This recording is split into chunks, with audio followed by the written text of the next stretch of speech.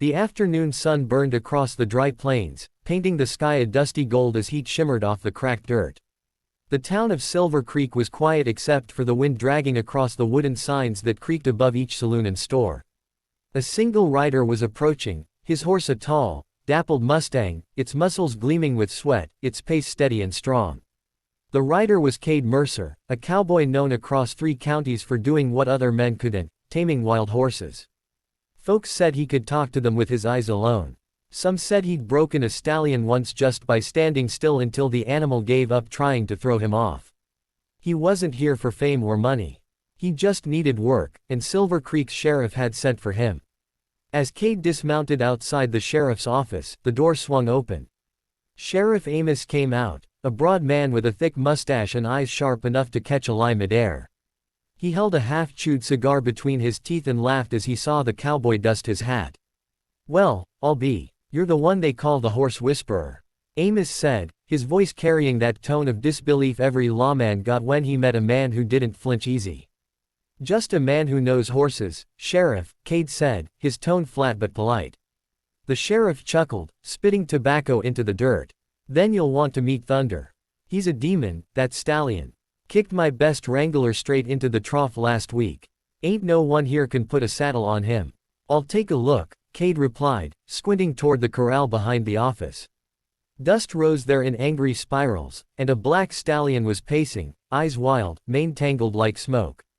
But before Cade could move, Sheriff Amos leaned on the post beside him and grinned wider.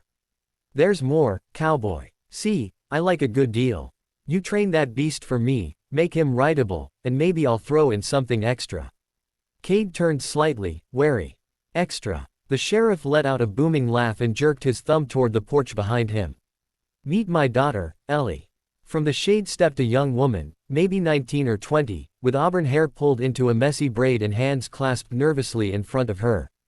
Her dress was too fine for the dusty street, but her boots told another story. They were scuffed and worn from real work. She looked at Cade with curious eyes that seemed both kind and shy, and for a moment, the hardened cowboy didn't know what to say. Amos, however, filled the silence with a loud laugh.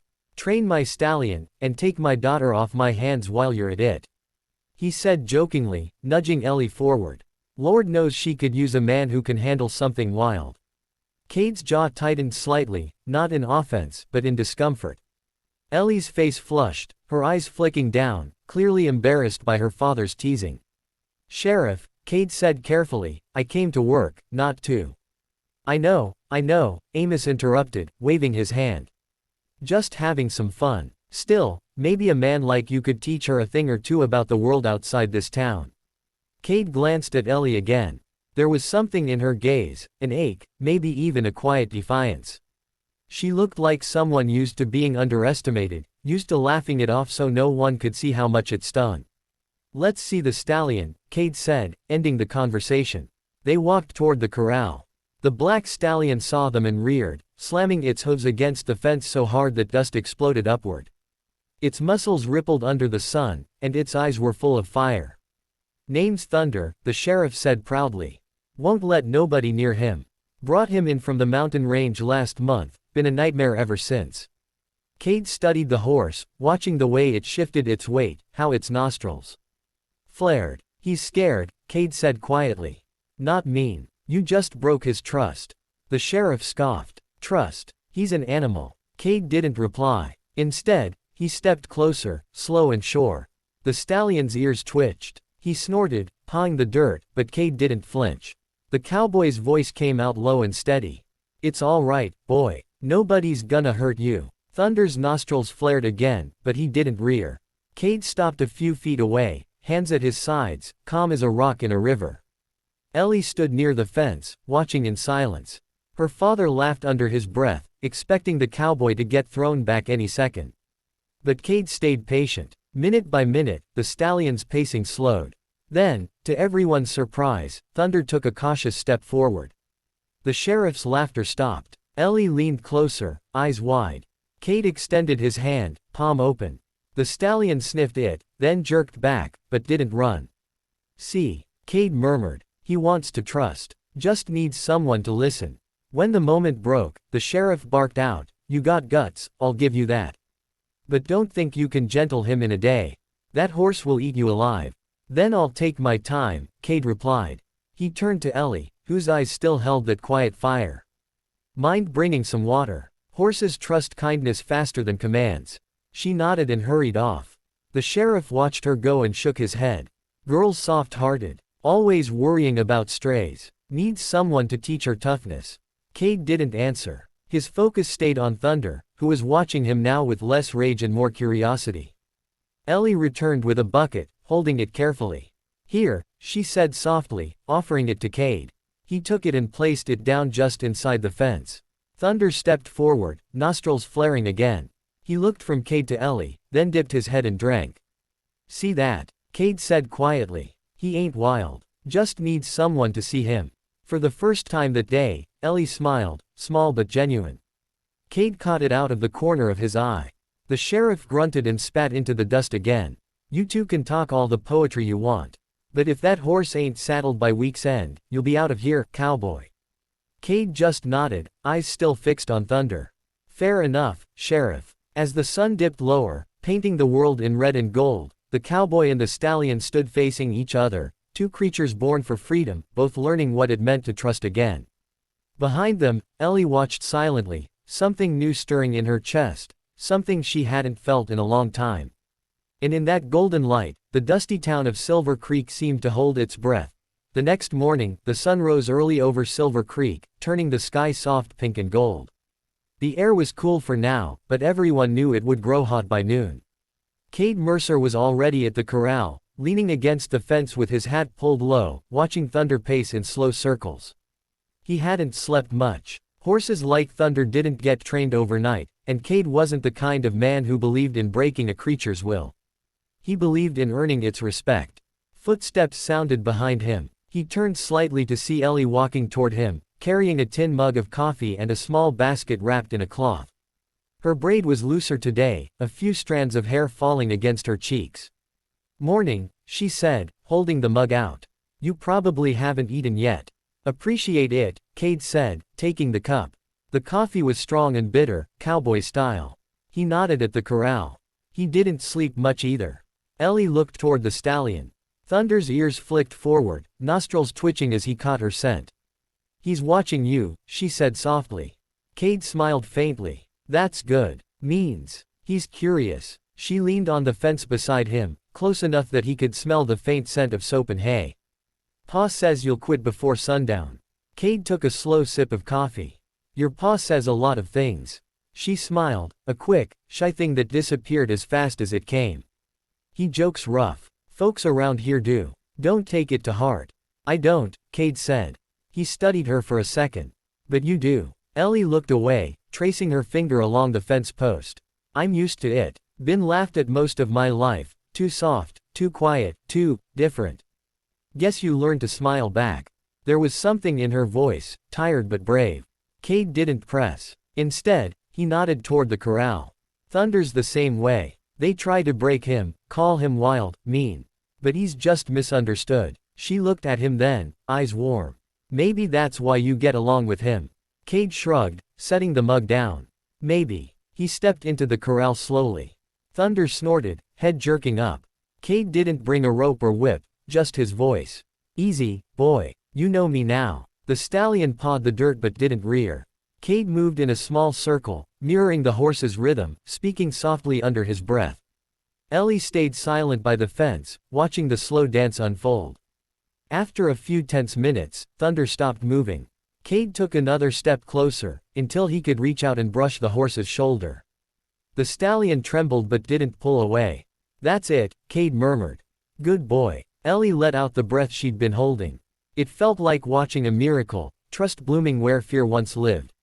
Cade began working with Thunder throughout the morning, guiding him gently with touch and voice. Each time the horse hesitated, Cade stepped back, patient. When Thunder obeyed, even slightly, Cade rewarded him with calm silence and space. By noon, the stallion let him rest a hand on his neck. Cade smiled, sweat shining on his brow. We're getting there. Ellie clapped quietly, beaming. You're amazing. Cade chuckled. Nah, just stubborn. Before they could say more, Sheriff Amos's voice cut across the yard.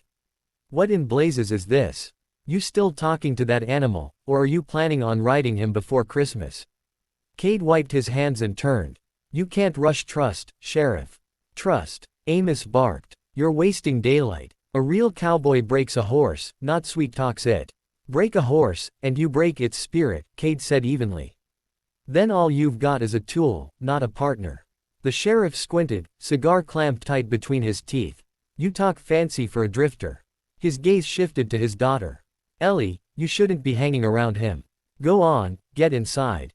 Ellie hesitated, glancing at Cade, then back at her father. I'm helping, she said quietly.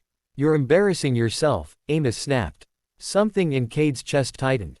He'd seen that look before, the one Ellie wore now, caught between obedience and the small spark of wanting to be free.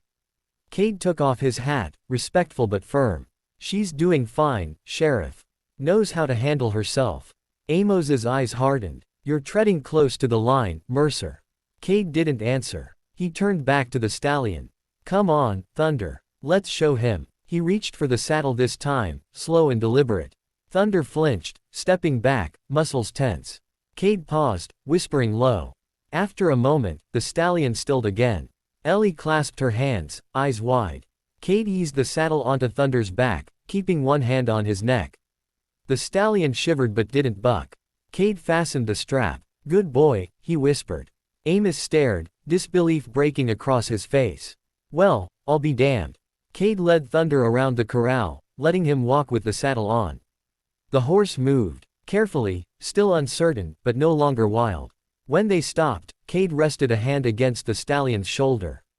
You see, Sheriff, it's not about breaking, it's about understanding. Amos said nothing for a long moment.